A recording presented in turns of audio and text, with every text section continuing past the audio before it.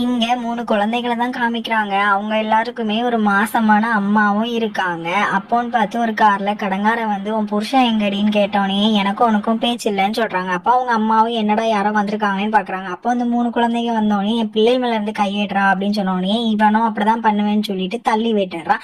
அப்ப அவங்க அம்மா 2 பேருமே கீழே விழுந்துடுறாங்க. பிள்ளைங்களும் ஐயோ ஐயோன்னு ஓடி வராங்க. அப்புறம் ஒரு வழியா ஹாஸ்பிட்டல்லையும் சேர்த்துடுறாங்க.